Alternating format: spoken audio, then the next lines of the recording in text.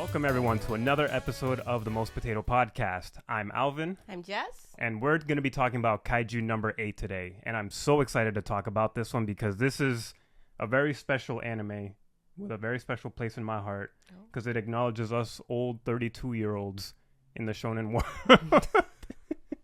You 32, okay? Well, 30 also, not 32. I don't know what he's talking about. I'm just a baby. This is, honestly, it's been one of the most fun anime I've seen in a long time. Mm-hmm. I really didn't know what to expect with this series, especially since I was really hesitant to try the manga. I know that you were trying to get me to read I know. way before the anime, and I looked at it, and I was just like, when I looked at the premise, I was like, I don't know, this is reminding me too much of Attack on Titan right now. It's like a guy that can transform into a monster. He's in the military.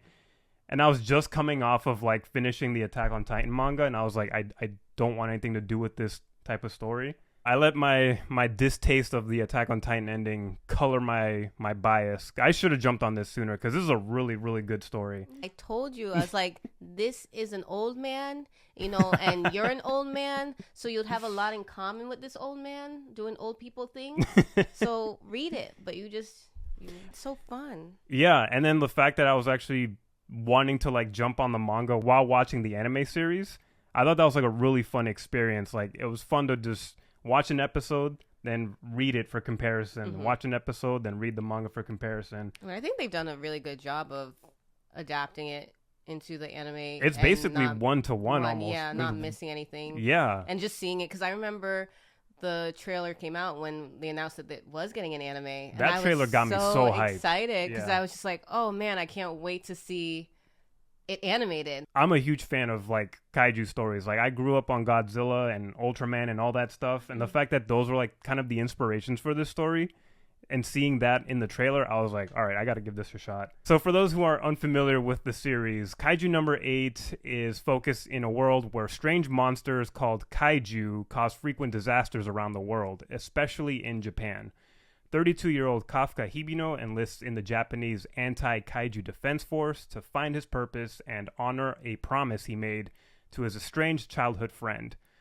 Only problem is, he's accidentally granted the power to transform into a kaiju himself. Now that he has to keep his place in the defense force while avoiding exposure, we're following his journey to figure out how he's going to balance those two worlds. I think it's like a simple-ass premise that we've seen a bunch of times before, but they were able to keep us entertained every single week. Like, every time there was an episode, I felt like we need to jump on this. And it's like we've came off of a couple of anime series where we kind of had mixed feelings where we're just like, I don't feel like we have to watch it this Saturday. We could put it off to Sunday, Monday, Tuesday, like next week. For this show, I felt like as soon as Saturday hit, Saturday morning, I was like, babe, let's put this on. For Saturday morning cartoons. For real, that's yeah. I'm glad we still have some of that. Right. In terms of the anime itself, I'm curious as to what you thought of it overall, just your general feelings. What did you love about it? And then if you have any negatives that stand out to you. I don't have anything negative to say about this. Not right now anyway. I really don't. It's that perfect, guys. It feels like it is to me. It feels Maybe like, just for because, me it is. Yeah, I do love it. I just feel like it's a good story. I don't see anything wrong with it. I'm able to enjoy it. It hasn't taken like a bad My Hero turn or something like that. Damn. And I hope it never does. I think the character of Kafka, like, you're really rooting for him. He's really wholesome. I have no complaints about him at all whatsoever. I'm rooting for him 100%. Mm-hmm. And so far, what I've watched and what I've read, I don't see anything wrong with it. And I'm not looking to question it. Not right now, anyway. I haven't seen anything problematic that I'm looking to question. Yeah. It's like you said, it's a very simple story, very straightforward, but there's just something special about it that I connect with, and I'm like, I'm there. Like, that's it. I really don't have anything negative to say about it. Like, if season 2 comes and they do something stupid, we'll be right back here. I'll let you guys know. But for now, I'm good. I'm content. Like, I don't want to hear any slander. No Kaiju number 8 slander. I know. This is like different from, I want to not compare it, but my other favorite thing is Spy Family. Oh, so fucking good. It's the same energy. It's like the same, right? It's, yeah, I it's feel like simplistic storytelling, but it's so heartfelt. You care about the characters. The action is amazing. And I don't feel like there's like not anything like amazing going on. I don't know how to describe it. It's just like it's not like intricate storytelling in terms of character and like plotting like something like a Full Metal Alchemist or a One Piece or we're Vinland. getting somewhere, but that doesn't need to be the focus. You know, the characters, the wholesomeness, you know, their goals, and everything that they're striving for. I feel like that's really wholesome, and that's what keeps me there, and that's what keeps me rooting for them. It's the characters that drives the story. The characters really do, and I think that's what I love about it. So, like, I feel like anyone who would be bored by this, or it's not enough, or it's not always about action. Anime isn't just strictly about action. Like, we need there to be, like, a story. We need to connect to it. It needs to make sense, you know, unlike Solo Leveling. Come at me. I feel like we're going to start a war in the comments. I really like how they established this world as, like, Kaiju have basically just been around. There's not, like, a scientist that did something wrong, or there isn't, like, some sort of mutated animal. Yeah. They seem to be just naturally occurring events and creatures that just, they operate like storms, basically. Like, it makes me remember of, like, basically a typhoon season or hurricane seasons. I really like how they classify the kaijus. Like, they have, like, numbers for, like, the really, really strong ones. Mm-hmm. Because it's very similar to how Japan basically categorizes strong typhoons with just numbers. They don't typically use names. Yeah. There's, like, evacuation routes for, like, the civilians. We see traffic lights with a little kaiju symbol on it. Yeah. It kind of reminded me of, like, One Punch.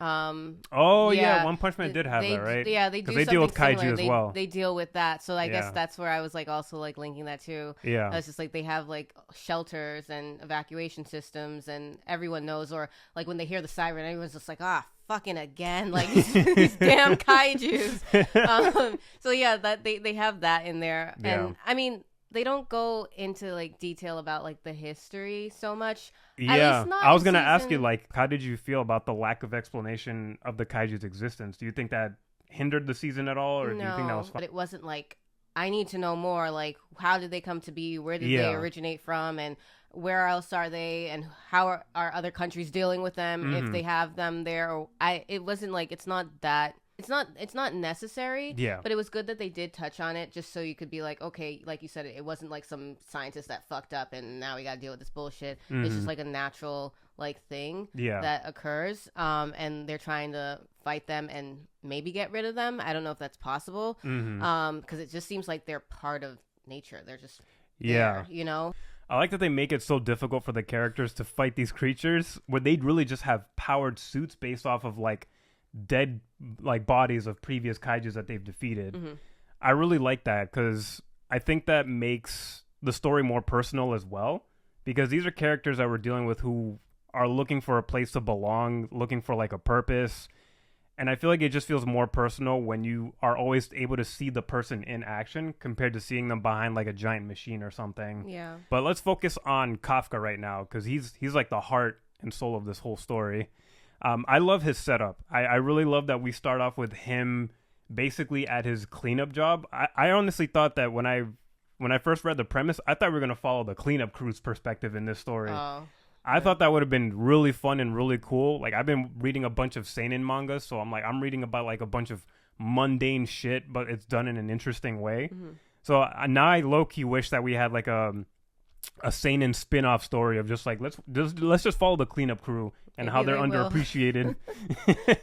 He's doing this, I think, full-time cleanup job, and it's like the most unglamorous thing. Like, nobody says thank you or anything. He's cleaning up like freaking monster guts. Like, the fact that he had to clean up intestines and then it pops, and then the manga and anime both censor poop. Yeah. I think that's like the funniest thing ever. You could show blood, you could even show like anime titties, but poop is where they draw the line. They don't waste time setting up the character. We see his position. We see where he's at in life. We see that he's not really happy with it. He's good at his job. Like, I really like that there was a moment during the cleanup scene where his boss is just thinking to himself. He's just like, this guy could have just said no to cleaning up the shit. Like, I could have passed it on to somebody else, but he's always up for the task. Yeah. And I love that moment because that little monologue kind of encapsulates the essence of the Kafka characters. Like, even if he's not capable of doing something, he's going to do his best to accomplish that task. His character just made me really think about, like, why does this shonen series focus on such an older character? I mean, 32 is like not really old, but it's like, fuck you. Stop it. Stop it. 32 is not old. But it's very old in terms of the shonen demographic. And I did a little bit of digging. Mm-hmm. And because in the anime and manga, they raised the recruitment age to 33. In real life Japan, they also recently increased the recruitment age for the Japanese Self-Defense Force. Very similar acronym to Japanese Anti-Kaiju Defense Force. Mm-hmm. In real life, they raised it up to 32. Okay. And in the anime and manga, Reno mentioned that, it's because of like something about declining birth rate. Mm-hmm. And I'm like, that's what I found in the real life story.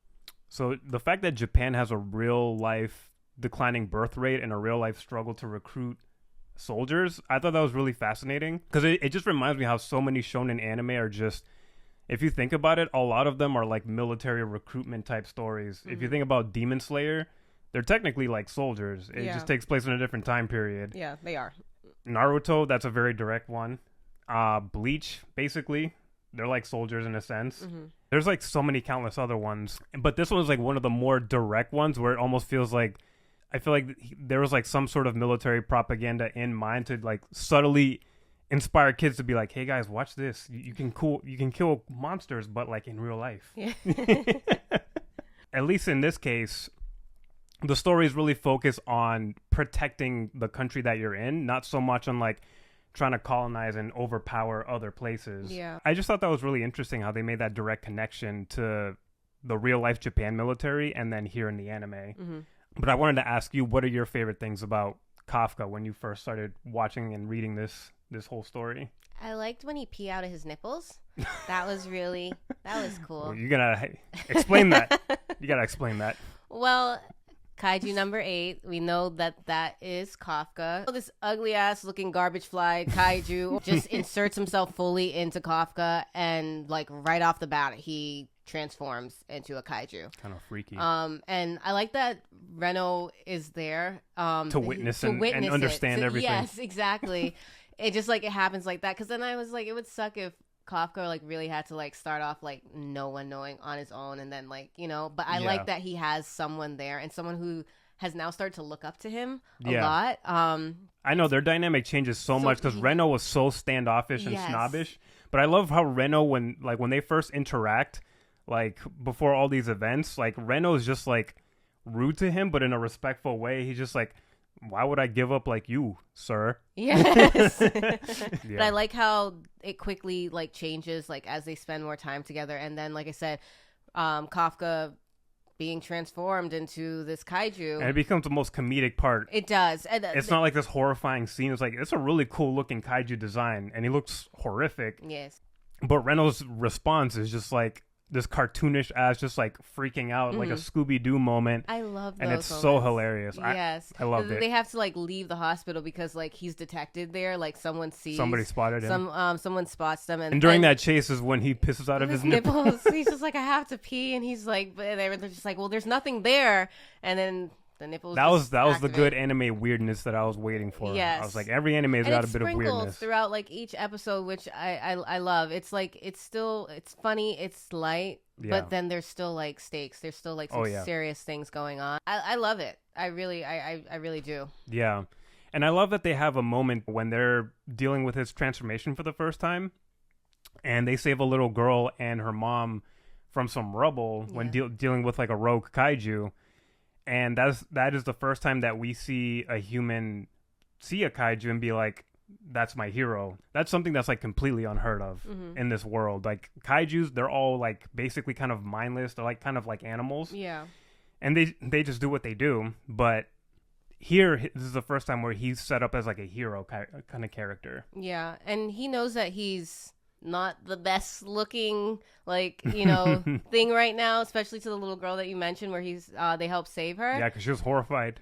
And he tries to make himself like small and like cute and stand over there and like have like Reno like take over and stuff, but like she sees that it was him. She understands that it was him that helped them, that saved them. Yeah. And she shows her appreciation and acknowledges him, which I just thought was like even sweeter. And I'm just like, hopefully everybody else gets on the bandwagon and they just don't kill you when they find out. But that's like a really sweet moment that does come up later again, in the story, which I really appreciate, because he's going to have to prove that he's still human. That's a major theme in the story. The biggest thing. All right, let's transition over to Kikoru Shinomiya, because she's a really fascinating character. I didn't know what to make of her at first. I just thought she was going to be like the typical brat that's like very hyper competitive. Mm-hmm.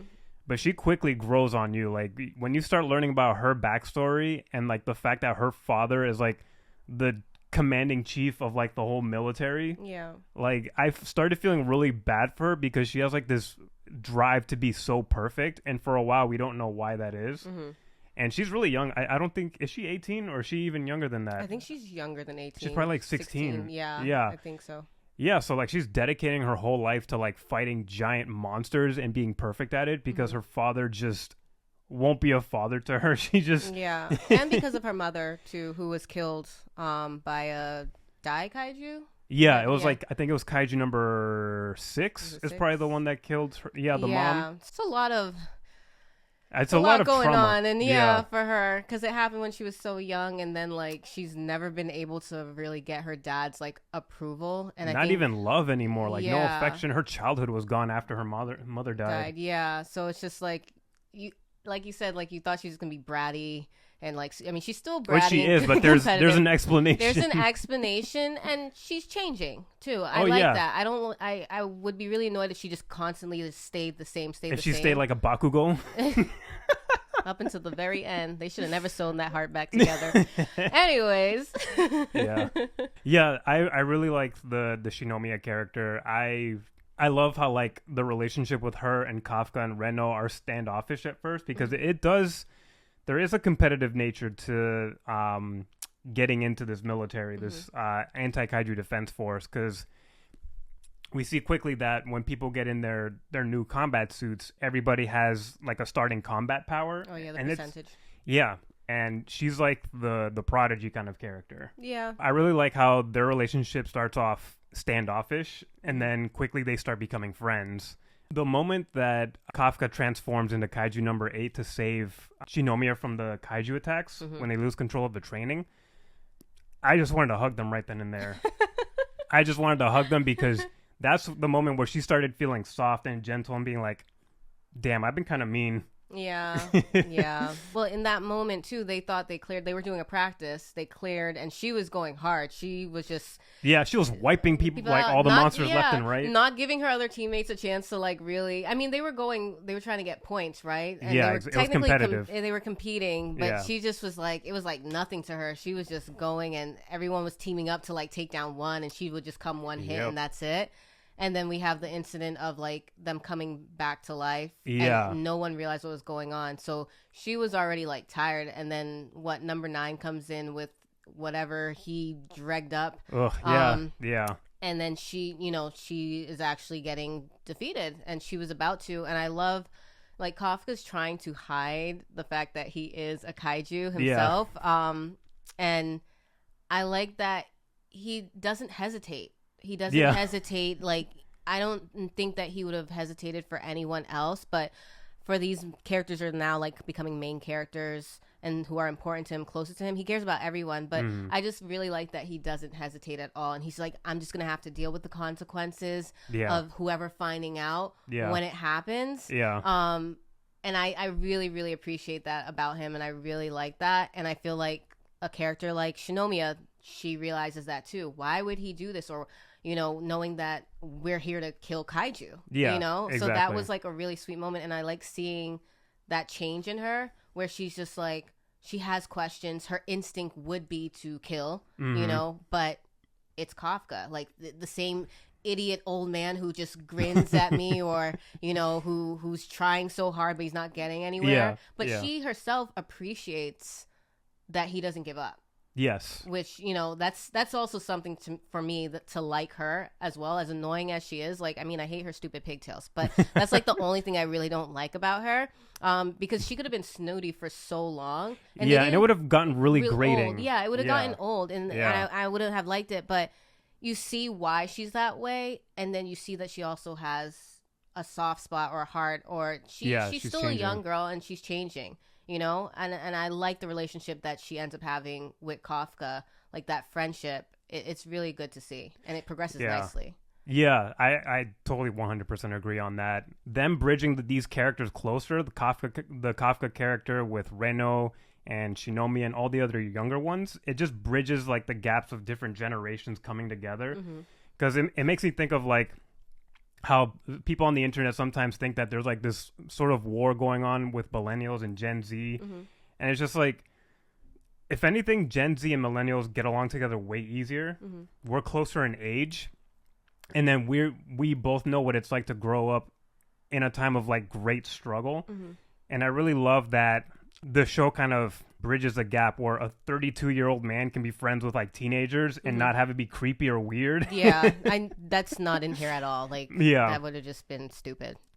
Because it just reminds me of how I've made friends with Gen Z kids when I started taking music classes for free at work. Now that I had the opportunity to do that, you meet all these like younger people, and you're amazed at like how much they excel at this stuff. And then how much you can learn from them, and then how much they can learn from you as well. Like, I think that is like a very special kind of community that I think needs to be fostered more. Because the older generations, like, we're going to be the older generations. We have to be the ones to to show up for Gen Z and alphas and afterwards. And I just got that moment in my head. Like, I just thought about that when I saw that moment with Shinomiya starting to befriend Kafka. And then I also love that Reno just like becomes like a father at this point. Yes. He keeps showing up to Kafka. He's like, "Can you not transform? Like, how many times do I have to tell you?" It's like he's 18 and he just acts like an older person sometimes. I know. I like seeing it because it shows that he really is rooting for Kafka. He wants Kafka to get to that place, that dream that Kafka himself has always had. It's not just Reno thinking about what Reno wants and what his dreams and goals are. He's also looking out for Kafka's as well too. Which I really appreciated. And I feel like most of the characters, like the main team, they're Division 3. I think so. I don't know if it's supposed to be like all divisions, but this division, they really do look out for each other. Like, they have like a friendly, competitive nature to each other, but they're always looking out for each other. And I really do appreciate that. I don't ever feel like I have to be like, oh, I don't like this character because they're just being sneaky and creepy and stuff. This is like different because usually you have a case like that, like in most things where it's just like they're competing and there's like backstabbing and stuff. It's never like that. I feel like once they realize, like, because Kafka, he gets exposed or whatever, or he has to expose himself to save everyone. That's another sacrifice that he's willing to make and dealing with the consequences later. Everyone's shocked. But everyone's just like, oh, fuck, it's Kafka. Like, they have so much admiration. Don't execute him. Don't, like, we're rooting for him. Hopefully don't turn him into monster parts. Hopefully something changes. Like, so you see that bond that they have with each other, the respect that they have for each other. And I appreciate that so much. It makes it more, I don't know. It's like, it's more emotional, but it's just also just like, oh, I love it. I don't know. It's just so nice to see. Especially when you have the character of Hoshina, one of the captains. He is a very special character. I thought I was going to dislike him at first because he has like an annoying personality. Yeah, he was like my Rengoku, and then I was just oh, you're not so bad, and hopefully this one doesn't die. I'm okay, guys. He's someone that I think about when I think of characters who are looking out for other characters. Because number one, he's co-captain with Mina, Kafka's childhood friend. And even though he's competitive and wants to be her equal, he's also someone that's really appreciative of her because she's the reason why he has this position in the first place. He's like another character who's a badass character who's like really talented at what they do. But you see that there's also a reason why he tries so hard. It's because he's been rejected so many times from the defense force. Just because he can't use guns. Basically. And that's why Mina chooses him, because she said, well, you can do close combat. I'm gonna need someone to like basically have my back for that. So that's why they match up and they're like so perfect together. Yeah. And he's just like, oh, Kafka, you want to be by Mina's side? Like, you're gonna have to work extra hard because I know. that's where I am, and it's not so gonna be easy. Yeah, I love it. But he also watches out for Kafka too. Yes, exactly. He was a really cool character, especially when we finally got to see what he was kind of capable of when he fought Kafka unknowingly when he was in kaiju form. Yeah. I got so nervous during that episode. I was like, don't slice up my man. Don't do it. Yeah. And then even more so when we saw him fight Kaiju number 10, which I was not expecting another intelligent kaiju, because we got introduced to 9, which who we'll get to in a bit. But his fight with Kaiju number 10, I was like, damn, this dude is so badass. Like, I thought Shinomiya was bad, but this dude, he's almost a monster himself. Well, yeah. He's one of the captains. I know. It was so crazy. And you mentioned earlier that Kafka basically risked exposing himself to the defense force to save everyone. That fight was really well done because it wasn't done just for like the sake of like action. They started really amping up the danger level of these kaiju threats, and that forces Kafka to have no choice but to come out to everybody. Yeah. And then that really raises the stakes when everybody knows that one of their soldiers is also a monster. We don't know what the hell's going on. And Hoshina and Mina and everyone, they could just easily throw them under the bus and save their careers much easily, but they're just like, we're gonna still defend you. Like, we have questions, but as far as I know, you're still the same person that showed up to help us out. Yeah. Who's very resourceful. Like, his cleanup crew skills is what gets him like that's ahead. That's why Hoshino wanted to keep him, because he was just like, actually these are reproductive organs, you know, these are gonna be a problem. Here's where the core is, this is where so he's still very useful. Yes. And that's why, I mean, he's useful and he's funny to Hoshina anyway. He's just like, this guy's funny, let's keep him. That part of his personality is so fucking funny. Yes. I love that he knows when to have like a good time too. Yeah. He's like, this man is funny, can we keep him? He really thinks he can be number 1. Dumb bitch. All right, so let's get to Kaiju number 9, because we're talking about all this other stuff and we're over here not talking about the main villain yet. Kaiju number 9 is a creepy ass motherfucker. I don't like him. I don't trust him. I don't like him. Fuck him. Yeah. He's like this creepy, ugly, like stocky vegetable type thing with the creepiest monotone voice. It's creepier that he takes over people's body. Like, so the first guy who we didn't know who he was. He was a cleanup crew guy, right? Yeah, he was a cleanup crew guy, and he was just like weird and like bent neck lady type twitchy weird thing. I was like, what's up with this guy? And then that's where we're introduced that it's like an intelligent, like human level intelligent kaiju. Yeah, and I'm just like, where the fuck did you come from?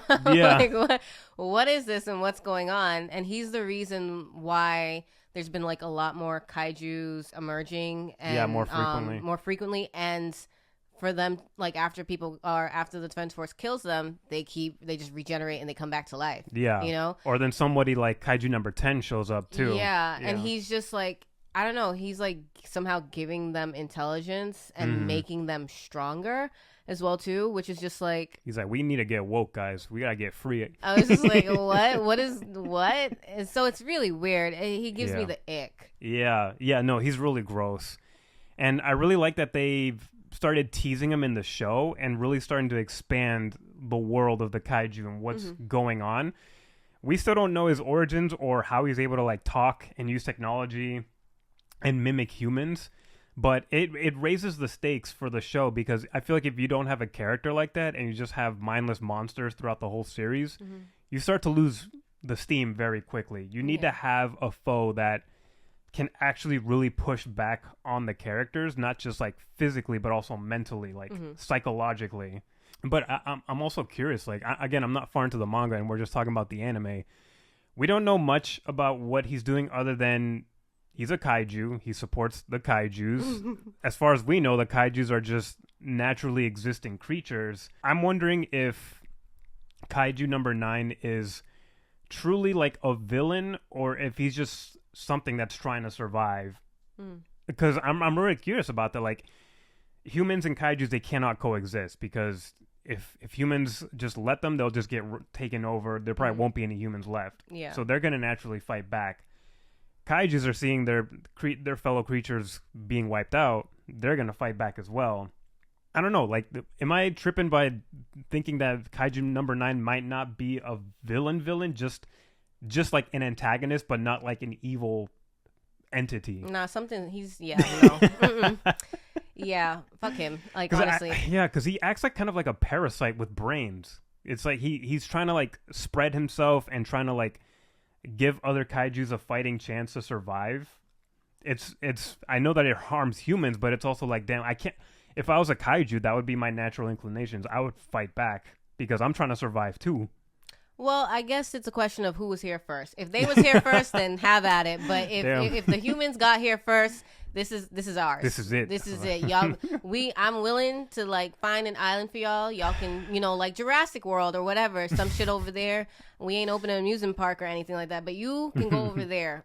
But he don't want that. He wants all the smoke. Mm-hmm. And we're going to have to beat that ass. Kafka's going to have to beat that ass. Okay? I don't know, man. I feel like Kaiju number 9 is just trying to fight. He's just trying to free his peoples.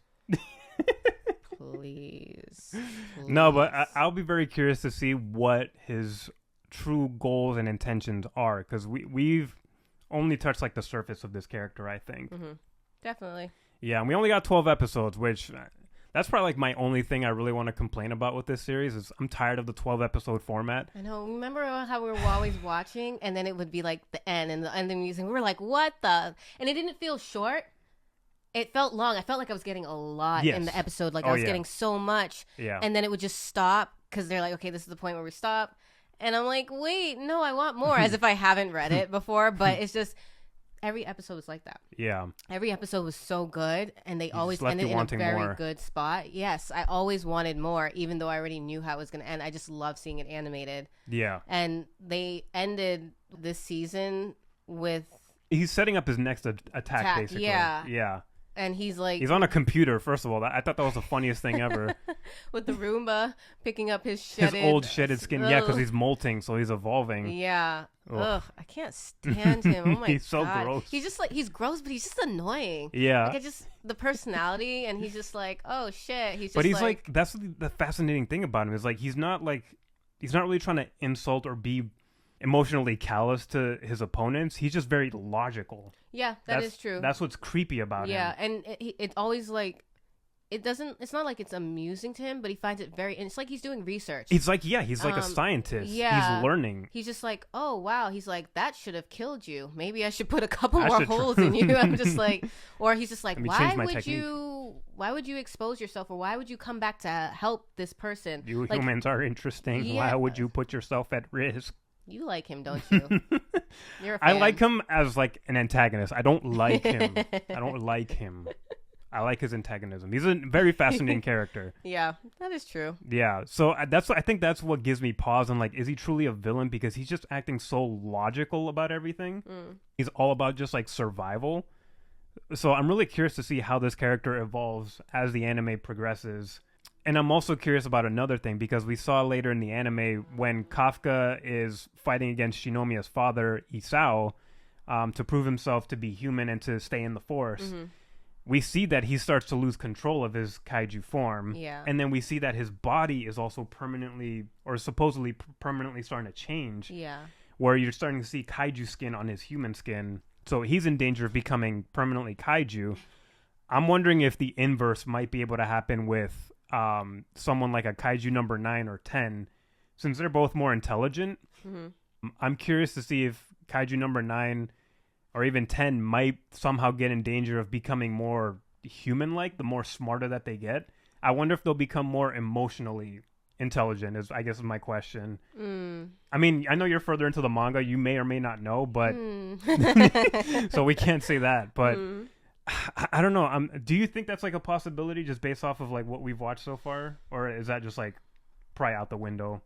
I wouldn't say it's like a possibility. I still feel like he's just an asshole. Just maybe like he's intelligent, but I don't know if he's so much like, let my people go type, Prince of Egypt type shit. I don't feel like it's like just that. No, but yeah. he's second guessing humans. Like it really, like I think it was at number 10. That's just like, I want to fight the strongest person. Yeah, he's got such an ego. Yeah, I feel like it's kind of that for number 9, but more of the intelligence and wanting to know how people Which feels work. like a very human trait. Yes, and I feel like he underestimates humans all the time. So he's not fully there to understanding, and I just don't know if he will ever. I don't know if that's something that he'll be able to ever understand. But it always catches him by surprise. And seeing Kafka like that, he's very interested in Kafka. Yes.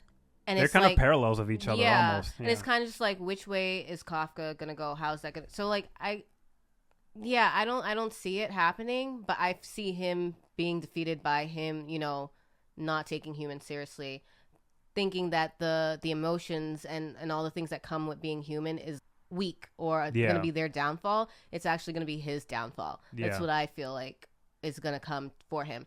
And I gotta say, this series is honestly the best shonen series I've seen in a long time in terms of new releases. Because like this past year, I don't know, it's been very dry for me personally. Like, you know, we had Demon Slayer this past season. It wasn't bad, but it really just like felt like a slog. It just felt like filler, and then finally something interesting with Muzan. And then that one episode where Muzan was just walking for 20 minutes basically. And then we had Jujutsu Kaisen recently. I keep bringing this up and shitting on it. I'm sorry, you guys. I know there's fans out there that you love it. That didn't hit for me. Season 2 didn't hit for me the way that season 1 did. All the chapters didn't hit for me. So I've basically fallen off of that. We didn't even watch My Hero this past season because we gave up. What do you mean this past season? It's been like 3 seasons we didn't watch. Fuck My Hero. I know. I gave up on My Hero a couple seasons ago, and fandoms are split on like the manga ending, right? We had Solo Leveling. We obviously weren't fans of that. Chainsaw Man not that long ago. It just, the 12 episode format didn't work for that one. It was just like, why'd you cut off here? And bring back Zom 100, please. Bring back season. Do a season 2, please. Yeah, that's good. Yeah, that's good. Yeah. We also had Hell's Paradise recently, which I actually liked, but I don't love it. You don't love it? Yeah. I know. So just reflecting on like the recent new releases that we've had in like the last couple of years, I feel like Kaiju number 8 really stands out. It just feels like everything that I would want in like a series. I want it to be always interesting, never feels like a waste of time. Have every character be interesting to some degree. Don't feel like you're wasting any sort of characters. It's not the most like profound, deep, philosophical, interesting type of story. Again, it's very simplistic, but that doesn't make it worse than anything else. I really feel like this is probably the best shonen anime series we've had in like the last 2-3 years in terms of new releases. So I can't wait to see more of this. Like, I'm so glad that they confirmed that Kaiju's coming back for next year, because I hate being in purgatory of not knowing when the next season of my favorite show comes. I'm still waiting for Vinland Saga season 3.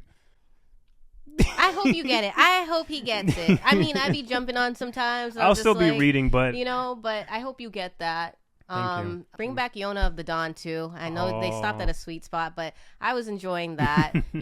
Where's My Happy Marriage? I know they said season 2, but I want it now. That a sign of affection. That's what I'm doing right now. That's my thing, because My Hero let me down, JJK let me down. So like I have to go elsewhere. We have to get into the other topics, other genres, other things. So the Apothecary Diaries. Watch that too. That's good. Any recommendations from you? Oh my gosh, go watch Mob Psycho if you haven't seen it already. Vinland Saga, obviously, I've been just gushing about that. The right way to do it, Attack on Titan. Yes. But I mean, I'm curious about the new stuff coming up. Like Sakamoto Days looks to be really fun. Oh, I'm excited because he looks good. At least when he was young. I mean, it'll be fun to see. Again, I really like that they're starting to explore with like older characters, and now they're doing this interesting thing where you're following an older character and you get to see points of his life when he was younger.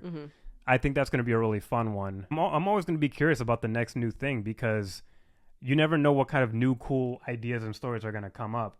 So, but for me right now, Kaiju number 8 is like top of the list in terms of like new. Is it the most potato? I'm going to go ahead and give it the most potato. It gets the legendary most potato. It's got like the bacon, the cheese. If you want grilled onions on that shit, it's on there. It's in that shit.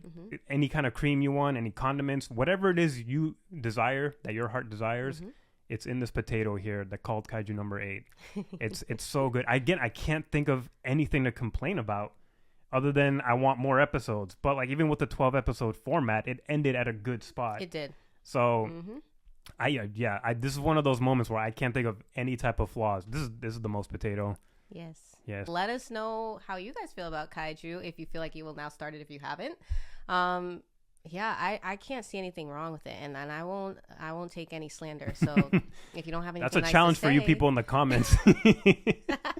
All right, guys, you heard it here. Definitely watch this series. This is so good for people who've never watched anime and for people who've watched anime before. I think it's a really nice gateway drug into the weirdness that is anime. That's two most potatoes from us. Thank you guys so much for listening. Thank you for tuning in. As always, please like this video if you liked it. And make sure to share with your friends, your mama, your favorite kaiju neighbor. Make sure to subscribe, hit the notification bell as well. We're on streaming platforms as well, like Spotify and Apple Podcasts, all the good stuff with my fingers. And then also find us on social media. We're on Twitter and we're on Instagram as well. We're on TikTok. Yeah, thank you guys so much for listening, and we'll see you guys on the next one. Peace.